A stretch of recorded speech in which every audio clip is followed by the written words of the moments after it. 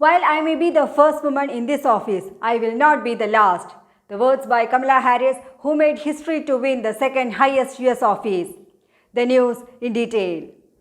While I may be the first woman in this office, I will not be the last, Kamala Harris told a rally as she introduced President-elect Joe Biden at a victory rally in Delaware. Kamala Harris made history on November 7th with her election as Joe Biden's vice president, becoming the first woman, first African American, and first Asian American to win the second highest US office. She added that every little girl watching tonight sees that this is a country of possibility. Of US Vice Presidential candidate Kamala Harris, the first Asian American to have ever been selected as a Democratic Vice Presidential nominee, Harris has been working tirelessly with presidential candidate Joe Biden for many months till now to secure victory in the 2020 elections. Vice President-elect Kamala Harris declared Saturday that her victory was just a beginning for women as she was elected to be the top-ranking female leader in US history.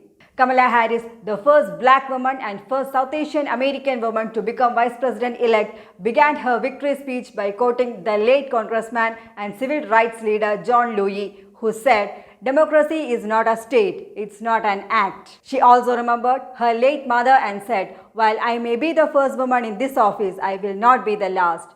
When our very democracy was on the ballot in this election and the very soul of America was at stake and the world was watching, you ushered in a new day for America, she added. Born in Oakland, California, to two immigrant parents, an Indian-born mother and Jamaican-born father, her parents divorced when she was 5 and she was primarily raised by her Hindu single mother Shyamala Gopalan Harris, a cancer researcher and civil rights activist. Her career as a prosecutor is what made her a politician but brought with it political benefits and risk. She began work in the Alameda County District Attorney's Office and became the District Attorney, the top prosecutor for San Francisco in 2003, before being elected the first woman and the first black person to serve as California's Attorney General, the top lawyer and law enforcement official in America's most populous state. She gained a reputation as one of the Democratic Party's rising stars, using this momentum to propel her election as California's junior U.S. Senator in 2017.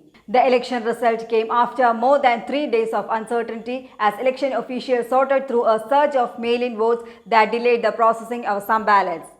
After the uncertainties, Joseph R. Biden Jr. addresses the nation for the first time as president-elect on Saturday night.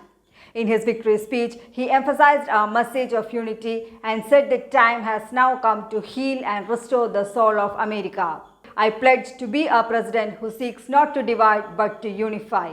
For all those of you who voted for President Trump, I understand the disappointment tonight. It's time to put away the harsh rhetoric, lower the temperature, see each other again, listen to each other again." He also said he is honored by the trust American people have placed in him and that he will be a president for all Americans, whether you voted for me or not. However, Trump has refused to concede, saying the election is far from over and that he will not rest until the American people have the honest vote count they deserve and what democracy demands. Alleging fraud in mail-in votes, Trump tweeted that he won around 71 crore legal votes and that observers were not allowed into counting rooms. However, his statement was flagged by Twitter as a disputed claim. News Desk, Karma News.